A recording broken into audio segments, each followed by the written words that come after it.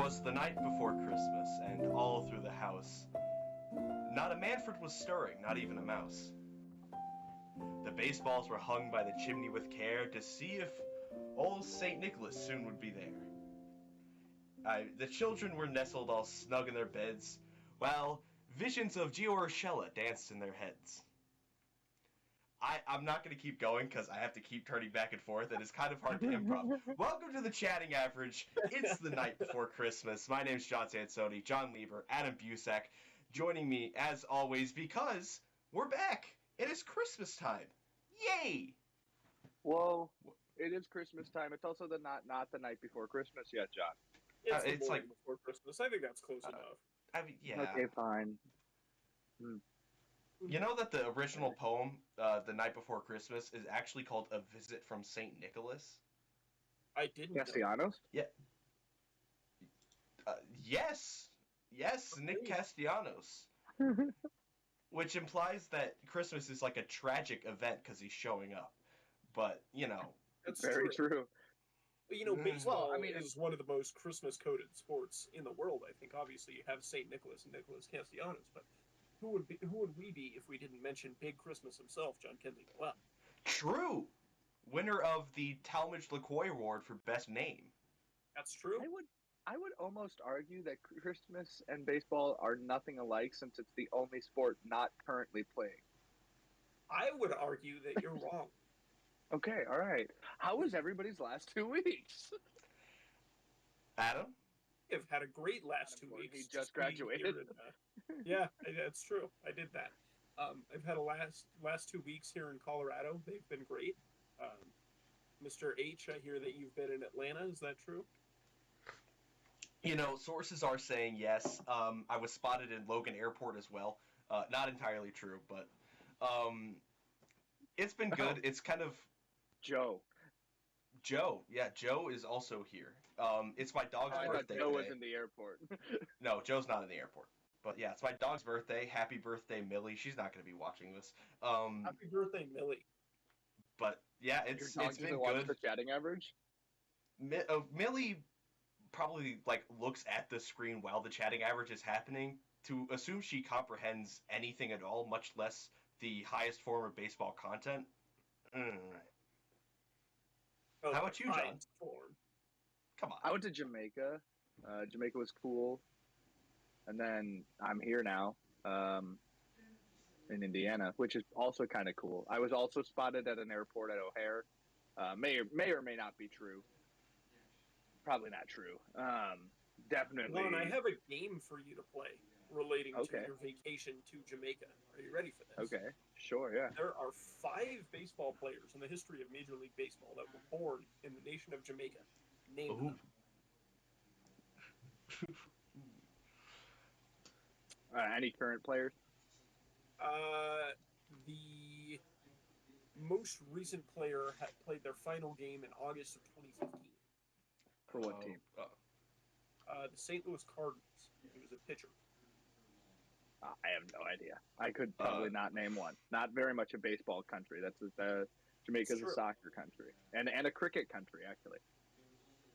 The first player to play Major League Baseball from the nation of Jamaica was Oscar Lewis, followed by Chili Davis, Devin White, Oh, really? Aldo Rumis, and Justin Masterson was most recent. Justin I didn't know Masters. Chili Davis was from there. It's true. Great I didn't know country. who If Chili you're Davis was. If you're looking to visit the Caribbean, I would suggest Jamaica. It's kind of awesome. Everybody there, It's the worst baseball country there, but it is a country there. yeah, true. We had mentioned a few times how you go we've been to Mexico and stuff like that, and people talk to you, the people on the resort and stuff, the workers will talk to you, but there's definitely a difference between the people who are the bartenders and the servers and the customer service people and the cleaning people, the security people, those kind of people. Whereas in Jamaica, it was you'd literally walk past somebody and they'd start a conversation with you. So it was kind of really cool. I would go back 100 times over. So yeah, baseball. That's Baseball. not Jamaican because there's none in the league right now. Or I'm sure there's somebody in the minor league. There's gotta be. Maybe, yeah. I mean, the odds are there's there's one. Yeah. But yeah, we've missed. There are a lot of minor league players. In our time that we haven't been giving you the best baseball content out there, there's been a lot going on. The stove got surprisingly hot in like a random late December day, and it has been hot ever since. So Me when my mom starts baking.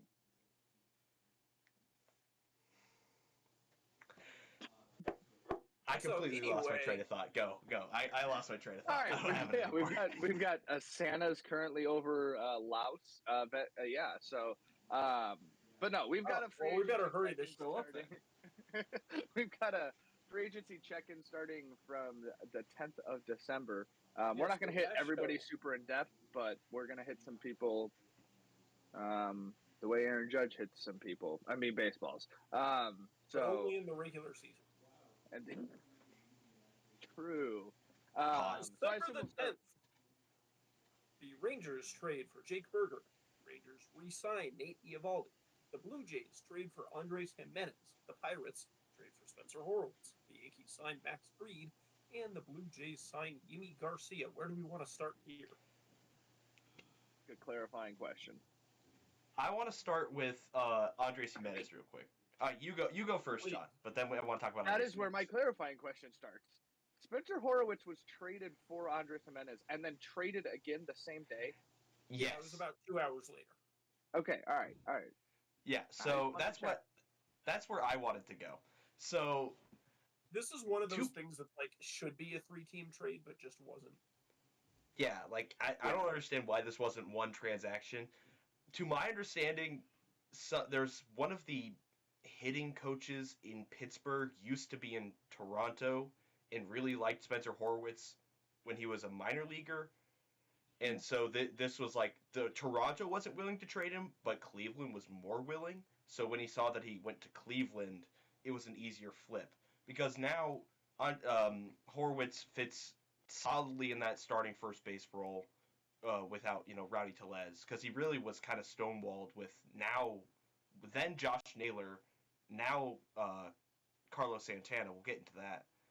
But I like Andres Jimenez as a defensive second baseman. I think it's something that they've kind of needed in that infield because Bo Bichette's been passable defensively. They keep flipping Vlad Guerrero from third to first to third to first to third to first. So just having some sort of anchor is really necessary there. Yeah, I mean, Horwitz, 125 OPS plus hitter last season, so above average in both seasons that he's played. Good ad, and if you've got a coach who thinks he's got something left in the tank that he hasn't exactly grasped yet, and you were able to flip him that easily, I mean, if it legitimately took 2 hours to get a trade done, I feel like that's a win-win. Absolutely. And going back to the Guardians in that trade was Luis L. Ortiz, right-handed pitcher. You can never have too many bullpen arms. It's kind of simple as that. Mm-hmm.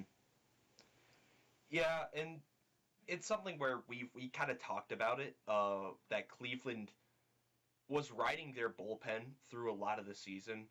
And this is one of the few moves that I feel like is something a competing team would do, is shore up a bullpen, make sure you have the depth. Because the Josh Naylor, Carlos Santana stuff is, I don't know. But this feels like someone who is like, all right, we have the pieces, let's just get the infill. Let's just patch holes and take what we had already and go. I mean, yeah, and they found a way to win the division last year with fighting through a bullpen that was dead at the end of the year. And I mean, to be honest, the starting lineup where, unless it was the first 4 names in the lineup, I was asking myself, who? So yeah, that's true. And it was surprisingly strong. It was a surprisingly strong division as well. I think it's only going to be stronger this year. So if Cleveland really sees themselves as a contender going forward, they need to shore up things like this. Yeah, I think it makes sense. Obviously, the other teams are getting better in the division, like you said too. Like the Royals and Detroit are just another season into their young core, so they're going to be better than they were last year, I'd assume. Especially the Royals, who weren't supposed to win 70 games. So, yeah, who knows? What else from that day? Obviously, Max Fried signed with the Yankees. John, if you'd like to read a eulogy. And then I think the only other super important one, I guess, is Eovaldi going back to the Rangers. We'll see if they can figure out how to play baseball again this year and make the playoffs. Yeah, I'll give you your space, H, to talk about Free. But what I want to say really quickly about the Rangers is 2 transactions for them this day. They trade for Jake Berger. They bring back Nate Eovaldi, which is weird to me. The Rangers, to me, are very far away from competing in a division, I think, where they're maybe the 4th best team, maybe the 3rd best team, and neither of these moves really move the needle. But it's interesting to see them going out and trying to moves at least, because I think in their head they're still trying to compete, and maybe they should. I'm sorry. Before we go to John, who was playing first base for them last year? Nate Lau. Is it? And is he gone? Yes. Okay. We'll get to that in about. We'll get there. Yeah. 20 minutes. So that's Nathaniel Lau, not Nate Lau, because there's 7 of them. All right, that makes sense. I was going to say, why is Jake Berger on this team? Because you have guys at positions he played. But now it makes sense. He'll play first base. Young will play third. So, yeah. John? Max Fried goes to the New York Yankees. I'm not entirely surprised. You'll notice on this list that when the Braves do show up, they're in very minor transactions. And this was one of the pieces that stuck out as, like, this can be the big swing, is holding on to Max Fried. Because right now, this is a rotation where Chris Sale, you have, like, half a season of Spencer Strider whenever he comes back from his internal brace surgery. And then you have, Spencer Schwellenbach, Reynaldo Lopez, like, players that still have more things to prove. Max Fried doesn't have anything to prove. Max Fried has, in his 8 years, a 3.07 ERA, a 1.40 ERA+. He's been an all-star twice. He's had gold gloves. He's had silver sluggers, which is now kind of obsolete, but it's a fun trivia fact. This is a guy who was the frontline guy for the Braves for years, and a rotation that had kind of a lot of turnover, and still made a competing team out of it. So it's sad to see him go to the Yankees. Honestly, it's not that hard to imagine him without facial hair, which is the sign of someone fitting with a Yankee. You see Juan Soto for that. I think he'll keep the mustache. That's my expectation. I think more Yankees need to. I agree. In my opinion. But I think, as for the Yankees, good signing. You have a definite 2 behind Garrett Cole, which is something that you had, it was Marcus Stroman or Carlos Rodon or Luis Gil. Having someone is going to get you through October and then the wheels will fall off, you want that. Or he'll get injured like he has before. Or he'll get injured. Shall we move forward? Yeah. Yes. What's the next day of December things happening? Oh yeah. 11th. The Yankees re-signed Jonathan Loaizaga, and Garrett Crochet changes the color of his socks from white to red. Did he get a cut on his leg or something? Yeah, yes. It was the old Kurt Schilling. Ah, see. Mm-hmm. But yeah, Garrett Crochet, the long coveted ace of the Chicago White Sox. I feel like this is another thing where, John, I think we'll cede you your space here, but this was kind of an expected thing. It's funny to me that both of you guys have players that are important enough to have space to be seated, because the Rockies have not had that. Go ahead. Nope. Obviously, we knew the Crochet trade was happening. I thought it was going to happen at the deadline last season. It didn't. But to be honest, it's not like they traded him to the Yankees or the Dodgers, so I can't exactly be mad at the front office. They do get 2 good prospects back, 2 prospects that I don't really care about. And so Kyle Teal, who's 25th in the top 100 in the MLB, will probably be a regular catcher by the end of the season next year, and Braden Montgomery, an outfielder in rookie ball. So we'll see him in 5 years, or the White Sox will trade him 6 more times. Who knows? But now the Sox have 6 players in the top 60 in MLB prospect ratings, rankings. So I don't hate it.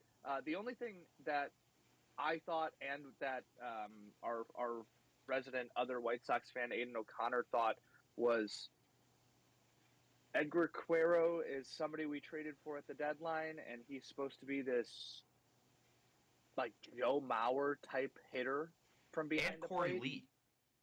And Corey, yeah, true, but yes, like we the Sox now have 3 or 4 catchers that are all 24 or younger, and you're looking at it going, well, they can't all play catcher, and they're not all going to be on the team at the same time, yet they're all supposed to be in the MLB at the same time.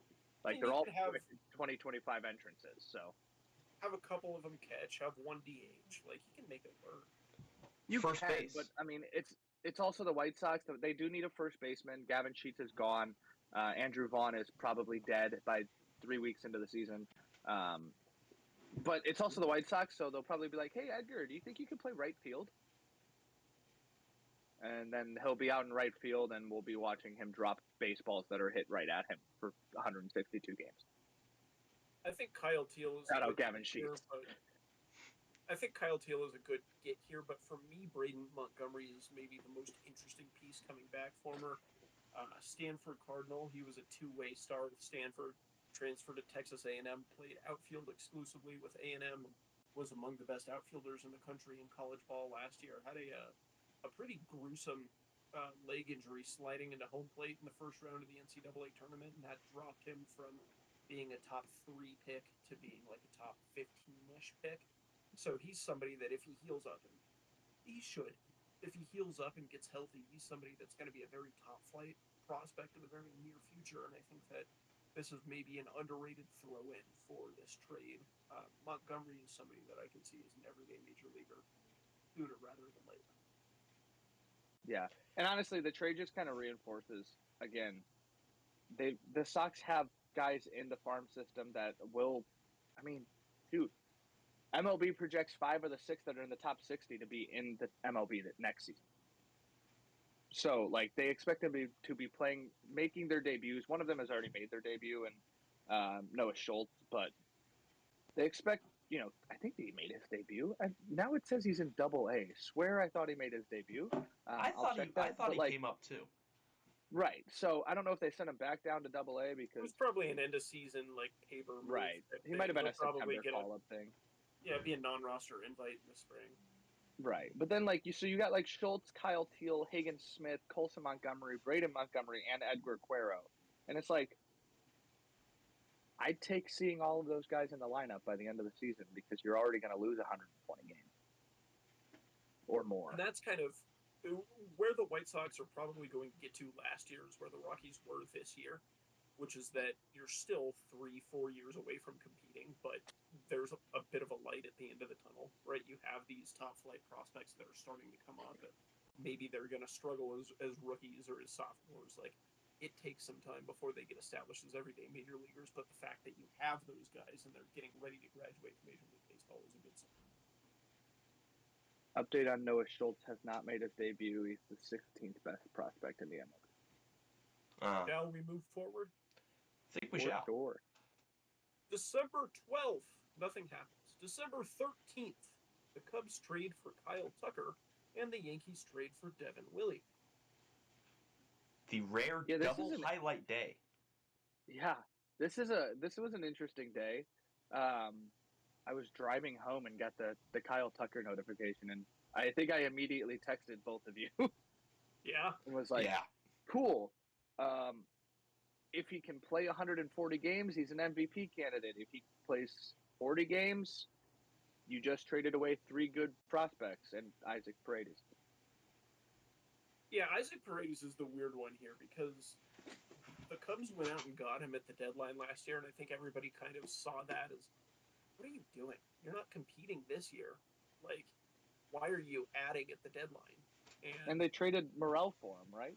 Yeah, Mhm. like Like, it was just a weird trade, and then 6 months later they're realizing, oh boy, that was a weird trade. We got to move on from this. Like that was just a bad move in general. That being said, I think Kyle Tucker is instantly probably the best bat that the Cubs have, and this is a very very good trade for them, regardless of the return.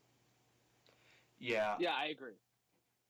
it's I mean, if he doesn't play 140 games this year, he will. And I don't know how long his contract is. I have to check that, but like, he's somebody who you can build around, and they're not totally. far off. They're not far off. And Kyle And Tucker also especially in a division as weak as that one is. right. And Tucker's been somebody where you're looking at him like, okay, when are you going to be the guy on any team you play for? And he's just always been the third or the fourth guy mentioned on the Astros. So it's like, if he's going to be the first guy mentioned, let's see what he can do. I think this is an interesting return for the Astros. You have Isaac Paredes, who likely slots in at third base. They have Christian Walker. We'll talk about him in a bit, but likely comes in at third base. You have Cam Smith, who's the heir presumptive to third base, who was very good in the Premier 12 tournament, and who is likely one of those bats that I think the Astros asked for by name. I think he's certainly one of those top flight prospects. And then Hayden Wesneski, a swingman for the Cubs last year. I expect him to probably be a rotation like 3-4 for most of the year, just because the Astros need that rotation help more than they needed the bullpen help. So I expect him to kind of do the same thing Ronel Blanco did for him this year, in someone who has the relieving experience but is now being built up back into that full-time starting role. And then again, like Kyle Tucker slots perfectly into right field for the Cubs. You put Seiya Suzuki at, I suppose, left like DH now. With they'll probably switch in and out at right field DH. I won't lie. Right, because you have Ian Happen left, Pete Crow Armstrong in center, then the Suzuki Tucker platoon, because you freed up with Bellinger. We'll talk about him later. Right. A lot of these pieces got figured out over about the 2-week span, so we keep referencing someone who we haven't even talked about yet. But this is, I think, good for the Cubs. It seems like every Cubs fan I've talked to is pretty happy about this, and why wouldn't they be? Because you've got someone who could, again, be an MVP if his leg doesn't fall off. Yeah, and I think even Houston fans are happy with it. I think for years we've known that Kyle Tucker was going to get traded at some point, and I think it was just going to take to the point where the Astros didn't make the playoffs or didn't do anything in the playoffs for them to go, okay, let's make some changes. And everybody knew it was coming. And I don't think the return is bad. You fill holes that you needed. I think Wesneski's probably, in my opinion, the dark horse of the return. You're right. He could be a 3 or a 4. If the Astros have to do what they did last season, where their top 4 pitchers get injured in the first 3 weeks of the season, and J.P. France is your number 2, Hayden Wesneski is going to be like the anchor in your rotation, and he'll probably hold it together. Yeah, there's more Houston moves that we'll get to a little bit later on in the show, but I guess for the time being, what I'll say is Houston's 2-time World Series winning core is no longer there, but they have very quickly built a new core, and in an AL West that is not exactly competitive, I would still probably have them as the favorite right now. A completely rebuilt Astros as the favorite. I don't necessarily see them as somebody that's going to make noise in the postseason. I don't think anybody sees them as that. But they've done a very impressive job of turning that roster over very quickly.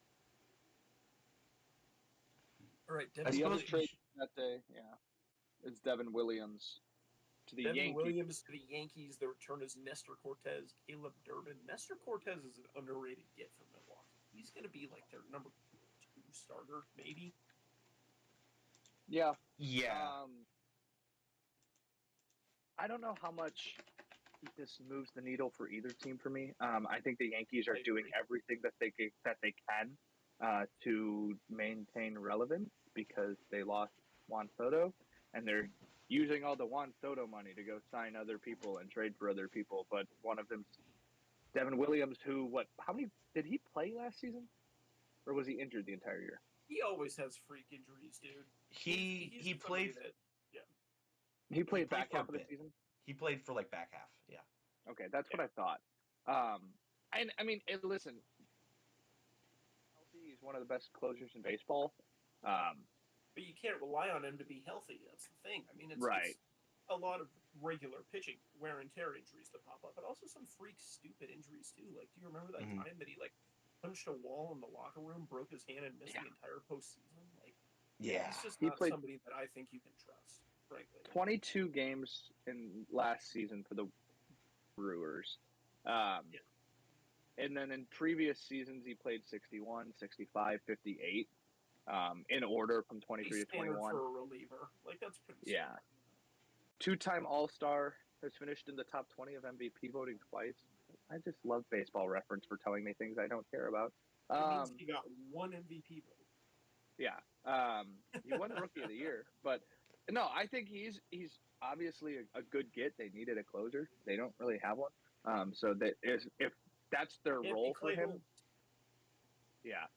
If that's their role for him, which I would assume it is because he pitched last season. If he was out all of last season, I would be like, okay, he's coming in as the 7th inning guy because he hasn't pitched in a year. But I think he's a solid get. I don't like what you're giving away. Although you give Nestor Cortez away because Max Fried signs. Yeah, and Nestor Cortez is somebody that was squeezed out of that Yankees rotation even a little bit last year. Just isn't somebody that's been he's shown flashes, but he hasn't been consistently a phenomenal major league starter. I think in Milwaukee with their pitching lab there, they're going to be able to get something out of him, and I think he's going to be very solid. This is, in my opinion, 5 years from now, we're going to look back on this trade as the Nestor Cortez trade, not the Devin Williams trade. Yeah. I'm really interested in what Caleb Durbin is going to do. An infielder, outfielder, he's 5'6", 29 stolen bases. Oh, I'm 5'9". That's important. 5'6" is Joe's height. Joe's 5'4". Joe's 5'4". That's also important. So he's sitting right in the middle of that. But chatting average viewers, you actually can't tell this, but Joe's on screen too. He's just lower than Joe. Yeah, he's right about here. But yeah, Caleb Durbin was kind of stonewalled a bit in Milwaukee because he's an infielder, outfielder, second base, shortstop, third, and then center field. So pretty much stonewalled there. 29 stolen bases in the Arizona Fall League. Or he was stonewalled in New York. But in 29 stolen bases, he was traded from Atlanta to New York in 22 for the Lucas Littke trade, which completely forgot Lucas Littke was a Brave. I'm going to be very honest with you. But has had a really solid showing when he gets out there. 976 OPS in the Arizona Fall League. I think the Brewers are really excited to see what he could do in the minors. He'll likely start in AAA with Nashville, if I had to guess. But he's really intriguing. I'd say he might be a dark horse for this as well. I think people will remember this as a Nestor Cortez trade, like you were saying. But don't sleep on Caleb Durbin. You might not be able to look out of the batter box and see him, but look, I'm just saying, there's something there. Moving on to December 14th. December trade. He's got this. Go ahead. My job. I mean, I've done this is his job. Let him do it. That's a good point. December 14th, the Sacramento A's trade for Jeffrey Springs. Joe Boyle back to the Tampa Bay Rays. Why are the A's buying? That's a good question. Going to a new city and suddenly they want to spend money. I can't wait to go to Sutter Health Park in West Sacramento. Oh boy! Exactly. Because they've always had money. Yeah, the owner's a billionaire. rational answer for why the A's are buying right now is that the AL West is very weak. It doesn't take a lot to move the needle and make yourself, relevant in the playoff conversation in that division. That being said, I really don't think Jeffrey Springs moves the needle here. This is one of those rare A's and Rays trades where either time either of these two franchises trade with anyone, you just assume that they're the winners. But when the A's and the Rays trade with each other, it's like, this is interesting. I wonder how this They cancel out. Joe Boyle. Maybe they're both winners. Probably not. I don't think either of these players matter to these teams in the next. Jeffrey Springs is good when he's healthy, but even more so maybe than Devin Williams. It's not somebody who stays healthy at all. Most Major League Baseball players are good when they're healthy, but say most. I can tell you one who isn't. Saw him yesterday. We're not going to reveal who it is. I know who it is. We're not going to reveal who it is. It's a little rude to this guy. He had a bad stint with his previous team. Well, he was pretty solid. I actually saw his first start in Chicago. I won't lie. It was his second start of his career. Can I talk about Joe Boyle? Please. Yeah, go ahead. I'm trying to look up Jeffrey Springs' stats. Joe Boyle is a flame-throwing reliever. Like, over 100 miles an hour, which is not a regular for an Oakland bullpen. They, had Lucas Erceg for a bit, obviously Mason Miller, as both players who throw over 100. So 10.6 strikeouts per 9 through 47 and 2/3 innings. 7.6 walks per 9. That is ridiculously high. That amounts for a negative. That's negative 0.5 WAR. This is the project for the Rays pitching lab. Is make sure this is Ricky Vaughn. This is a guy where you're like, this guy he might take someone's head off, but oh my God, the stuff is incredible. So if you can just tamp down that walks per 9, not even to a really good level, just to an acceptable level, and have him be effectively wild, that is a massive win. Otherwise, you're looking at a guy who can chuck the ball, but he has no clue where it's going. Reynaldo Lopez prior to LASIK surgery. Streets are saying. Although Joe Boyle, does not have glasses in his Baseball Reference profile picture. Well, maybe you gotta invest in him. Brother, LensCrafters is down the street. Just go talk to him. Nice. Any final thoughts before we move forward? No. I have nothing to say on Jeffrey Springs' stats, so. All right, moving forward. December 15th, nothing happens. December 16th, the Orioles sign international prospect Tamayuki Sugan. I love when we call 34-year-old prospects. Meaning he's never played Major League Baseball before. He's 35, actually. Okay, my bad. Calm down. Not bad. 167 ERA last year. In Japan. 1.67. In the Japan League, correct. Yeah. He's only, good, though. He's not bad. 150 innings. Yeah, he had a very good year in Japan last year. He's not somebody that's going to provide you a lot of years, I don't think. But then again, the Orioles aren't necessarily somebody that need a lot of years, especially with the prospects that they have on the fringe and people that are coming up soon enough. This is just a 1 or 2 year bolster piece, and if he gives you a sub-4 ERA for 3 seasons, I think this is a good sign. Yeah, and that's the thing. I was like, just real quick, like the Orioles legitimately just need stopgaps until they get to the set of prospects that are pitchers in their farm system. And for 19 a year, like this is a fine. No, right. Because if you pay attention to baseball, you pay attention to farm systems. All the Orioles have had come up are pitchers or are hitters. Pretty much. Their pitchers are on their way. They're just not ready yet. So that's why they keep Supply trying chain to issue. sign for literally anybody. John Means, please get healthy. Like that's all they're doing here. Friend of the program, John Means.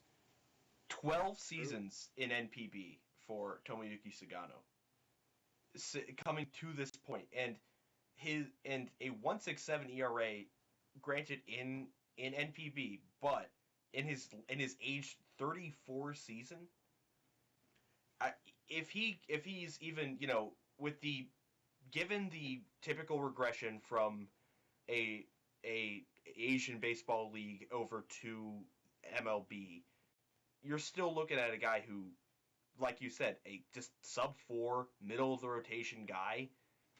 This is a win, and this is a win for an Orioles front office that is looking to take a few losses if they don't start signing if they haven't signed people, because Corbin Burns still out there. True.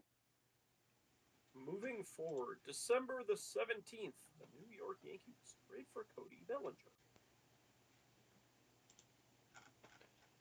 Yeah. No return announcement there? Cody Poteet. Yeah, this is the most confusing baseball trade I've ever seen. So, not only are the Cubs giving away Cody Bellinger for almost nothing, they're also eating a good chunk of his contract. Yeah. For Cody Poteet. Which is dumb to me. Like, I understand you brought in Kyle Tucker, so maybe you don't need Cody Bellinger anymore, but, like, surely they could have found a better return. Surely that's what I was, like, it just doesn't make sense, because, like, okay, hey, now we have to go pay Kyle Tucker. Let's trade Cody Bellinger, because he's eating away at a lot of our salary right now. Okay, we're going to cover... to let him eat your salary. Yeah, we're going to cover part of his salary. What? It doesn't make any sense. Are you the Rockies? All right. Wow. All right. But like, look at it. I don't remember the Nolan Arenado trade, so I don't know who they got back. Basically, everybody they got back is no longer in the Rocky system or has an ERA over 6. Okay, so it's about the same trade, because they got Cody Poteet back, who's played 24 teams. Or Poteet has played 24 games over 3 years. Yeah. What? Yeah, that's I don't know. And that's your only piece was coming Bellinger back? that bad last year? Like, I don't think he was that bad. 2.2 And it's still... Like, that's not great. It's not what you're paying for, but, like, I mean, that's kind of what you expect with Bellinger. Over his entire career, he's been up and down. He's had a good year, he's had a bad year, and it fluctuates. Yeah. So next year he's going to go to the Yankees and be awesome. Like, this is just confusing for me. I guess really know. Again, we'll go back to this time and time again. I don't really know what the Cubs are doing. And on the Yankee side of this, Bellinger slides into to center field, right? Yep. You would think. That's what they're saying. And Aaron's going to go to right. Which is his natural position. Yeah. Right. So all I'm saying is we're going to get... I mean, I'm going to back up away from my mic that are in my ears. Hey, Paul!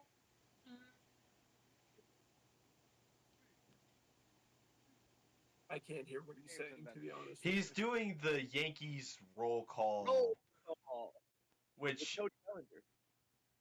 Like, Cody Bellinger, Yankees legacy player. His dad, Clay, played for the Yankees. He will inherit his father's number 35 in pinstripes. So if you have an old Clay Bellinger jersey hanging around, congrats. You get you get a Cody Bellinger jersey. This is fine. This is honestly not surprising. It felt like for 2-3 weeks it was just, well, talks between the Yankees and the Cubs are heating up, and then they were heating up, and then they were heating up, and nothing happened for like 2 weeks until they finally figured out how much money to wire over through Western Union so that they could get Cody Bellinger's contract off the books. They used the Federal Credit Union. Come on. Nice. It's the Yankees. Steinbrenner sent a wad of cash through carrier pigeon. That's what took so. That actually makes sense. Do we want to speed up through these next couple? Yeah. Yes, moving forward. December 18th, nothing happens. December 19th, the Phillies signed Max Kepler. The Nationals signed Mike Soroka. Ooh, neither moves the needle. Mike Soroka Kepler could is be a a good weird bullpen one. piece. Yeah, Kepler's Kepler could be good. Kepler's a weird one for me because I just kind of assumed that he would be a Twin for his entire career, but like whatever. Let's go to the 20th. December the 20th, the Sacramento A's signed Gio Urshela. The Red Sox signed Patrick Sandoval. The Cincinnati Reds trade for Jose Trevino, going back to the New York Yankees, is right-handed pitcher Fernando Cruz, and the Astros sign Christian Walker. Let's start there. Christian Walker taking over at first base for the Astros, and this is something that I hinted at a little bit earlier on, that the Astros have done a good job of turning their roster over and bringing in good players that obviously weren't with the franchise beforehand, but are still going to make you competitive. I think, for my money, Christian Walker is the best first baseman on the market, and we have seen a lot of first basemen go in the last week or so. That market has really heated up, and now there, frankly, aren't many first basemen left. So if you're a team that still needs a first baseman, you're kind of SOL. But Christian Walker going to the Astros, he's going to be really good for them. I agree. I like the trade. It makes sense, like we were saying earlier. It fills a position that the Astros needed. They tried to do it with Jose Abreu, and Jose Abreu said, "I really like the north or the south side of Chicago, and I'm really bad at any other spot other than the south side of Chicago."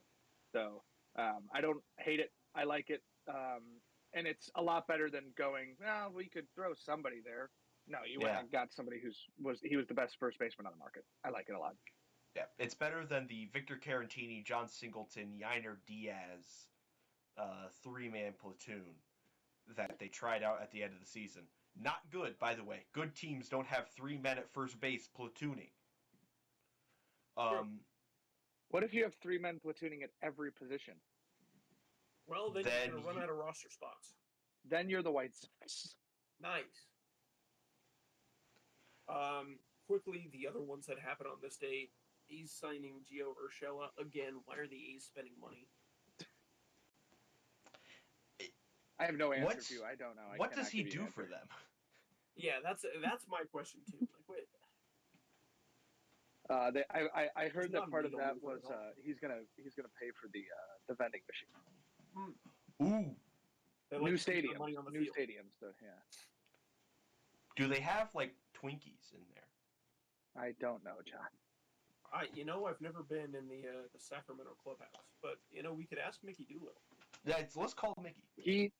He did. He has probably been in that clubhouse since he worked. Probably has. Go ahead. Yeah. Then just move on. Moving forward, December the 21st, Arizona Diamondbacks trade for Josh Naylor, going back to Cleveland. Right-handed pitcher Slade Ciccone. And the New York Yankees of New York signed Paul Goldschmidt.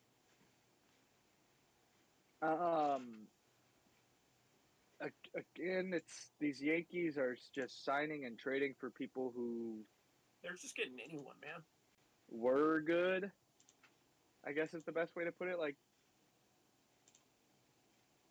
I don't think New York is the resurgence center of the league.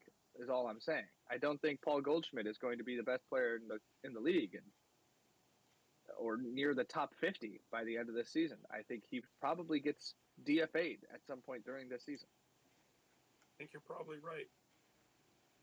And I hate that. I wish he didn't, but I don't know. Yeah, it also gives the Yankees fans the also common symptom of being delusional to the fact that they might get Nolan Arenado too. You're not. You don't want Nolan Arenado. I want Nolan Arenado. Being very strange right now with what franchises he is and isn't waiving his no trade clause for. So wherever he ends up, it's going to be interesting to see. That being said, back to Paul Goldschmidt for the Yankees. I just don't think there's any gas left in that tank. I'm sorry. But again, that first baseman market is drying up very, very quickly, so it's kind of all you can do to bring in a player like him. Mm-hmm. Yeah, I mean, basically, it was either re-sign Rizzo or bring in Goldie. So, your options were 47 years old or 46 years old. Yeah. I don't hate the Josh Naylor to the Diamondbacks mostly because he's a White Sox killer. I don't think Slade Ciccone will be great for the Guardians. 6.06 but it's a ERA. start. Huh? It's a young starting pitcher to the Guardians pitching lab. True. And he was but again, decent. I think this he was decent in the minors. I guess. This move to me very similar to the Andres Jimenez trade just a week before. Again, it kind of signals that Cleveland, it's this core, their lineup from last year that pushed them to the division title. Clearly, they think that it's not good enough, so they're shipping off pieces and going to need to try and rebuild that lineup. Again, if they think their pitching staff is strong enough to push them through, it doesn't necessarily matter who their big bats are, but Josh Naylor was somebody that was a day in, day out starter for them, so interesting to see him be shipped off. I guess better to do that than have your team just sit there and be complacent. So, agree. Can't hate on it too much. All right, last couple days. December the 22nd, the Washington Nationals trade for Nathaniel Lau, going back to Texas. Left-handed pitcher Robert Garcia, and the Philadelphia Phillies trade for Jesus Luzardo, 2 prospects, back to Miami. With this trade of Jesus Luzardo, the Miami Marlins, of their 25-man roster that went to the playoffs in 2023, only 4 players remain. That is wild. Nice. They're starting another rebuild. It's a rebuild, and then they rebuilt, and then they got successful in the last part of that rebuild, and then they're rebuilding. Well, they got successful, and then they fired Kim Ng, and they were like, oh, not only did we fire Kim Ng, we have to get rid of every single player that she brought in. Also, welcome back Derek Jeter. He's not there, right? He's not Good. There. Okay. Derek Jeter is, which is kind of concerning. He could be right behind me, for all I know. Nathaniel Lowe to the Nationals. Cool, bud. Have fun. Yeah, congrats. I mean, this is a player that gets made unnecessary for the Rangers when they bring in Jake Burger, who's not going to give you as much production, but also is a lot cheaper. So Nathaniel Lowe getting traded away to Washington, who, by the way, is very quietly putting together a roster that they think is going to be able to compete in a year or two. I would say, I think we talked about that at the beginning of this season as well. We were like, hey, the Nationals aren't there yet, but they're not far off. Like, they called up Dylan Cruz early. They called up James Wood. Or C.J. Abrams has been there. Who? James Wood. James Wood, thank you. Like, they're calling up their guys now, and, I mean, not everybody has the Orioles success of, hey, we called everybody up, and everybody's really good, and we're going to the playoffs. Most teams take, like, hey, we're calling everybody up, and then we're going to be in the playoffs next year or the year after or something like that. Let them get their feet wet kind of thing. And I really like what they're doing. They're doing a very good job. I mean, it's all been the rebuild since they traded Soto, basically. So they traded Soto, right? They traded Soto, right? Or did he just sign somewhere else? He just signed. No, yeah. Or wait, from Washington to San Diego. Yeah. That's how they got James Wood. Okay, that's right. I was like, that doesn't make sense because he was like 20 years old. Yeah, C.J. Abrams was a Padre, and then they moved him. That's right. Yeah, they let Bryce Harper walk. They traded one, so they're right. Bryce Harper, noted Chicago White Sox, possibly. Possibly. Not actually. He's right behind me, isn't he? Nice. The noted Chicago White Sox. He's right behind me, right? Do we have any thoughts on Jesus Luzardo to the Phillies? He's a 4 or a 5. Yeah. On a scale of 1 to 10, I agree. Yesterday, December the 23rd, Mets re-signed Sean Manaea. The Rangers signed John Peterson. The Red Sox signed Walker Buehler. The Pirates bring back Andrew McCutchen. And He's the Cardinals back. re-signed Carlos Santana. I wanted the These are Braves what to it's sign about. Walker Buehler. Walker Buehler to the Red Sox for the exact same amount of money that his qualifying offer would have been with the Dodgers. The Dodgers opted not to give him a qualifying offer and let him be a free agent instead, so he goes to a competing team out in the American League for that exact same amount of money. This one, to me, says less about Walker Buehler and less about the Red Sox than it does about the Dodgers. They really should have brought him back. Agreed. Unless they think Dustin May is suddenly going to be good again. Well, he's got to be healthy first, and that's the issue. Right. Exactly. He tore his esophagus. So does Walker. Huh? Yeah, how does that happen? I don't know. I want to make sure I'm thinking of this right, but Dustin May, I'm fairly certain it was a torn esophagus. No, I'm pretty sure you're right about that. Torn? Yeah. It first appeared during the sword swallowing, and don't sword swallow if you're a Dodgers pitcher. Don't do it. According to Jeff Passan, quote, the injury sources said first appeared during a dinner and required intervention after May sought attention the next day for pain in his throat and stomach. Was chewing too hard and tore his esophagus. What do you think that MRI looked like? He was just sitting there like, Dude, what is going on? This is why they tell you not to order your steak well done. I'm just saying. That's what. True. Or just douse it in steak sauce so it just slides down. Good steak doesn't need steak sauce. All I'm saying. That I know. I agree. Tell Dustin May that. Tell Dustin May that. Do you guys want to get back to yesterday? Yeah. Wait, me in the time machine.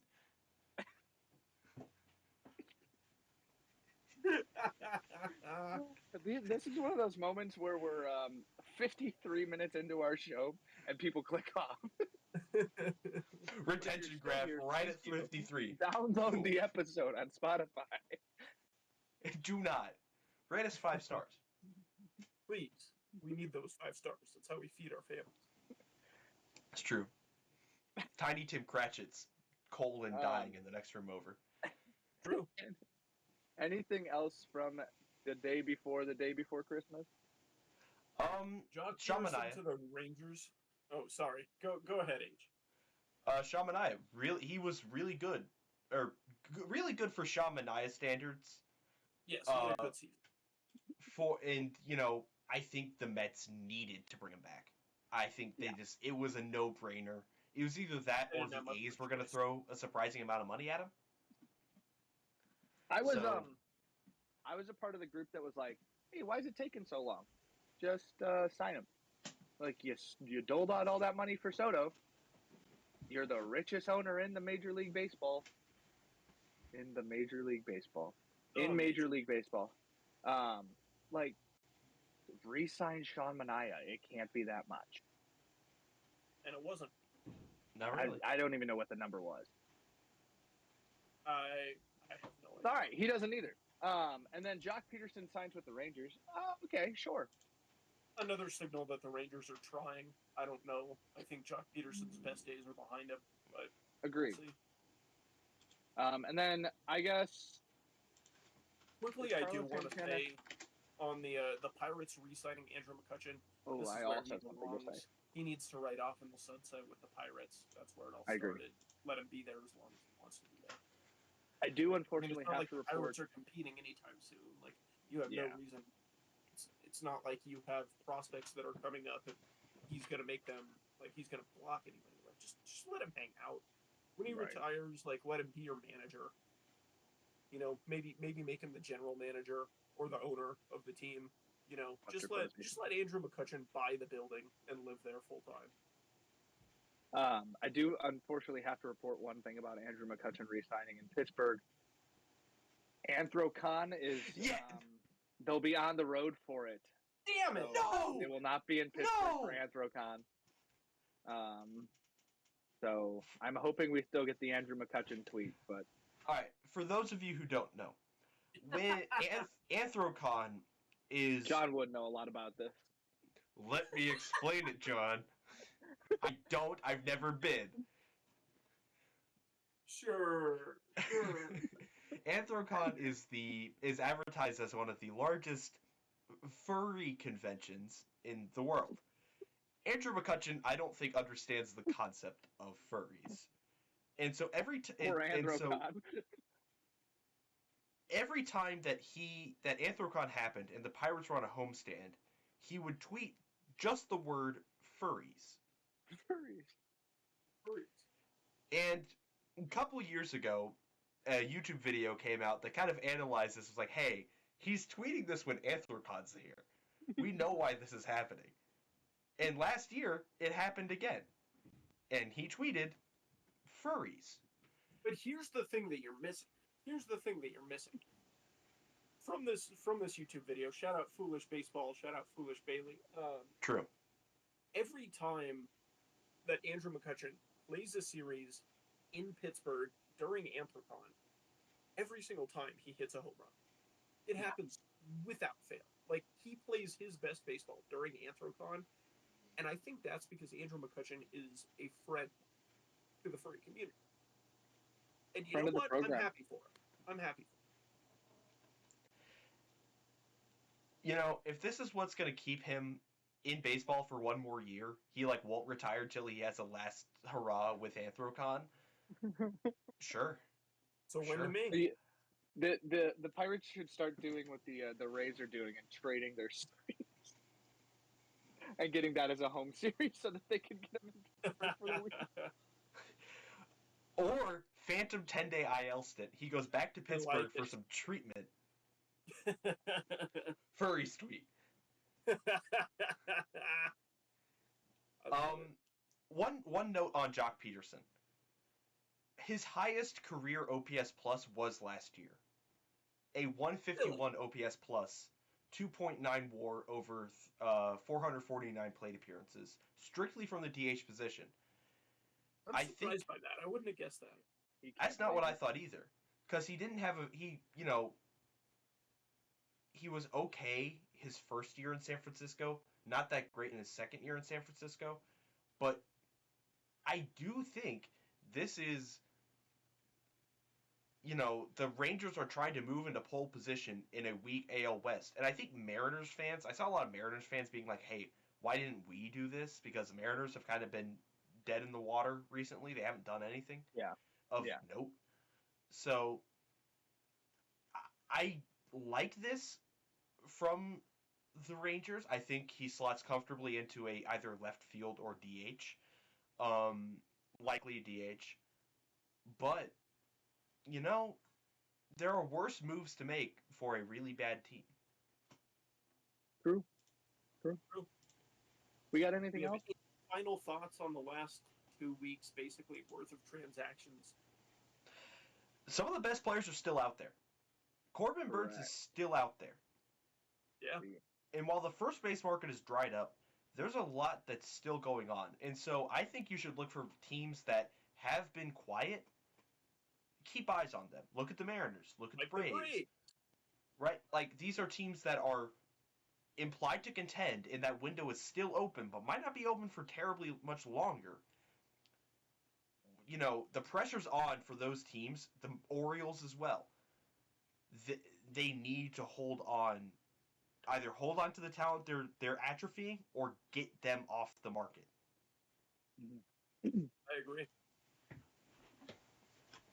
Grid? Suppose we should get into the grid. All John, right, what's the Immaculate Grid? The Immaculate Grid is a 3x3 grid. With 9 intersections, so you gotta meet in the cross sections. When I'm in an urban area and there's a lot of streets that cross each other over. So row 1 is the Baltimore Orioles, row 2 is the Miami Marlins, and row 3 is 40 plus home runs in a season. Column 1 is the Cincinnati Reds, column 2 is the Chicago Cubs of Chicago, and column 3 are the 100 RBI seasons. Batting. Now, would anybody like to begin? I've got one for Orioles Reds. Okay. Austin Slater. current White Sox. Okay. Orioles, Reds, right? Yeah, Orioles, Reds. Current White Sox. Actually, the current White Sox is top target in the offseason. Oh. I love my life. Correct, though. 0.5.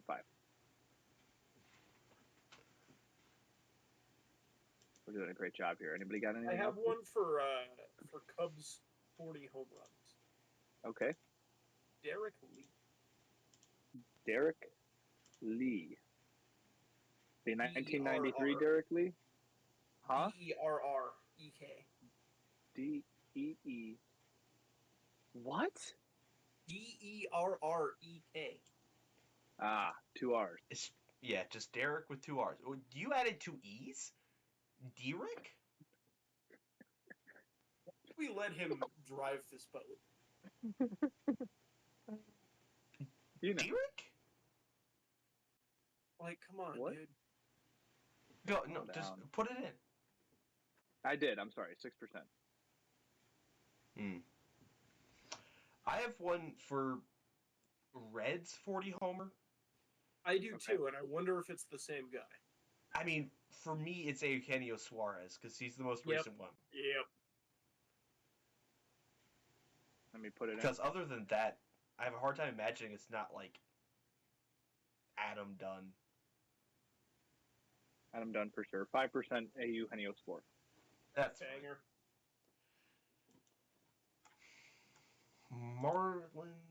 Marlins Cubs. We could go Christian Bethancourt Okay. We could. or Garrett Cooper. Let's go Bethancourt. Thoughts? Sure. That's fine. Bethancourt 0.5. There we go. What can somebody help me remember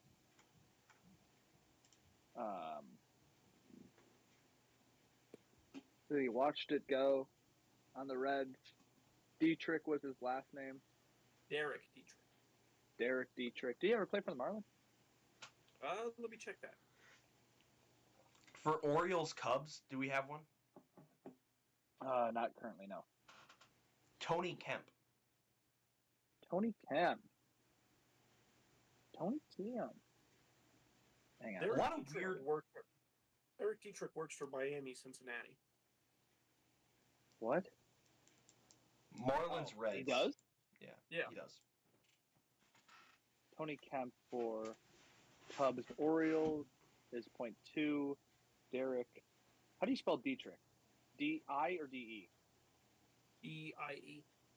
That's what I thought. Okay. Like I thought he God. played for the Marlins. So 4%. Wow. Okay. He played for All right, the now we Marlins just need- from 2013 to 28. Okay. Now we just need the 100 RBI season row. I have 100 RBI, 40-plus home runs. That's Nolan Arenado. 0.07. Hey, that'll play. For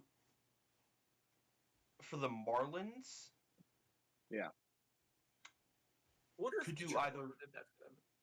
Marcel Ozuna or Jeff Conine. Jeff Conine. Conine's a better one. For the Marlins, His son right? Griffin is on the team. What? For the Marlins, right? Yeah, for Marlins. Yeah. 5% for him. And then Ichiro never had Orioles. Ichiro never had a 100 RBI season in his career. He was always hitting first. Yeah, I guess that's fair. Ooh. For Orioles, Nick Markakis. Oh, Okay. of course. Markakis. Who else? Take strike one. Shout out Don Orsillo. Love that guy. All right. Final score of 23. We did not use a number one answer anywhere on the board. Hardest spot today was was Reds Marlins at 43%. We used Derek Dietrich there. Shout out. Moi. Our lowest answer was Nolan Arenado, 0.08%. It went up 1.01 since we put it in. Yeah, great job, everybody. Very good job. We have- Yay, so proud of team. Very good. 5 minutes to rant. No longer bound It's by. been 2 weeks. Seriously? It has been 2 weeks. I'm annoyed that you went to Jamaica because it means that we missed this show last week. So You what the guys heck, could have dude? done it. I told you guys could do it. Yeah, but it's not the That's same. Not as much fun. It's not the same. And you're saying I'm hopefully important to this show. No, that's not what we're saying. It's not as fun. Punching bag, right? Would Like, it be the chatting average without me? Yeah, you're the average part of chatting. So Am I the or came up chatting? with the name. that's not true. I came up with the name. I didn't. I wasn't Something here. off of like batting average. I know. I was the one who came up with it. That was the pun that I made disagree. originally. Okay, so Mhm. if all three of us were words in the chatting average, which one of us is the, which one of us is chatting, and which one of us is average? I want to be the. All right, I'm chatting. Okay, I'm average. I've heard that a lot, actually, but you know. I'm glad we've established this now. This is good. Okay. You know what I have? You know what's really funny? What? Adam graduated. I feel like we glossed over that. True. Right? That. Yeah. Like, Do you have that's your the- degree yet? What? Do you have your degree yet? No, it's supposed to come in 12 weeks. Oh my god. Yeah, I have no idea why it So takes that so you long. mean I'm gonna be crossing the stage, then you're gonna get your Correct, yeah. Uh-huh. Yeah, the color printer ran out of ink. Don't worry. I have the case that's supposed to hold my diploma, but I don't have my diploma itself. Is it a nice case? puppet. It's fine, I guess. Are you gonna put it in like a frame? I hopefully will have lost my diploma 2 years from now and have forgotten where I put it. There's 2 diplomas over there that are not mine. Yeah, I have not graduated. My mom's framed Georgia State diploma is somewhere in the back of this room. It is like wrapped in paper. It's not. It is not hung Nice. up. Nothing. Yeah, that's what I plan to do as well. It'll sit in storage for like the rest of my life. Yeah, mine's going on a wall. Cool. Mine is You know what's at happening What least. I'm gonna last put time on the I was wall is my number when I'm put in the Ring of Fame for baseball podcast. What number would that be? 5? Yeah, probably. Because that's what you should rate this rate this show. Oh! 5 stars. Rate it 5. Rate the chatting average 5 stars on Spotify.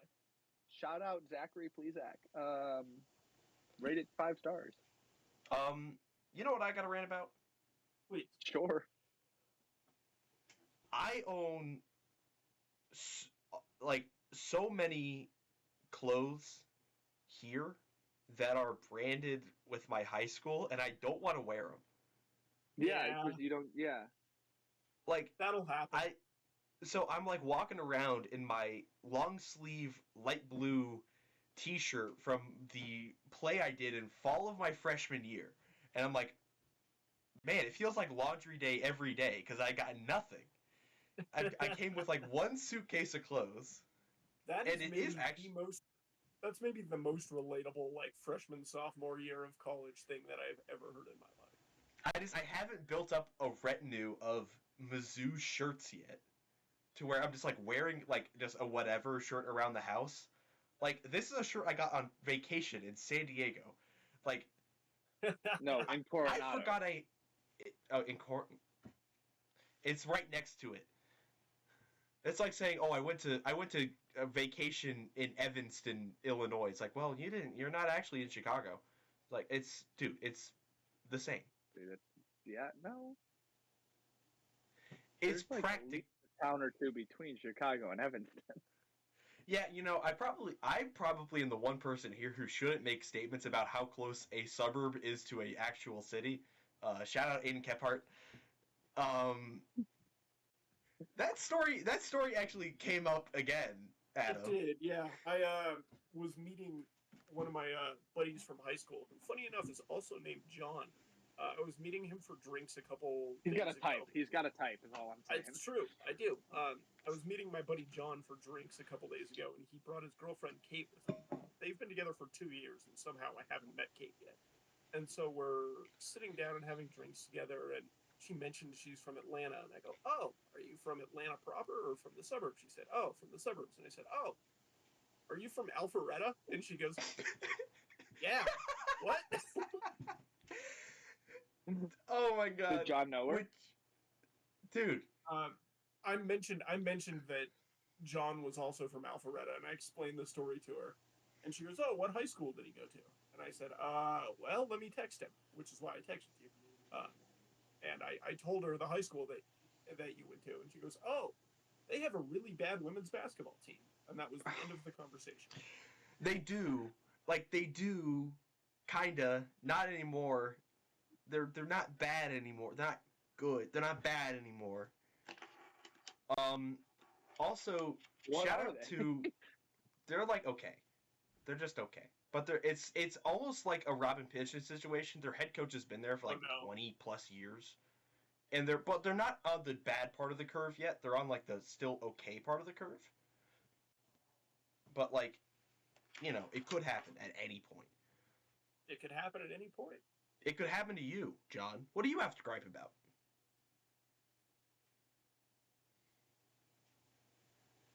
Nothing. I was in Jamaica. My life is so nice. My life is so good. I got drinks every day. I got a nice tan. Mr. Sansoni, you have changed the name or the handle of the Chatting Average Twitter page. Yes, I have. You did? And what's the name of it now? At the Chatting AVG. And where else can people find the Chatting Average besides just X the Everything app? Oh, well, I'm glad you asked, Adam. Now that we're no longer on a non-commercial radio station, I can make calls to action. No! I have to mark this episode explicit now. You've got to be kidding me. I have to mark the episode as explicit now because you said it's right at the end, man. Oh my god. But you can find this now explicitly marked episode on Spotify, Apple Podcasts, Amazon Music. I think there's one more that I sent the RSS feed to, but I'm forgetting it. It's on Twitter or X, the Everything app, at the Chatting AVG. This will probably go live later on the 24th. I've got to edit this together. Other than that, Merry Happy Christmas holidays. Eve. Happy holidays. Everybody Happy holidays. Remember to set out your milk and cookies for John Kenzie. Noel. Yeah. Yeah. Happy belated Festivus. Is it Merry Festivus or Happy Festivus? I have no idea. Festivus is a city in Missouri.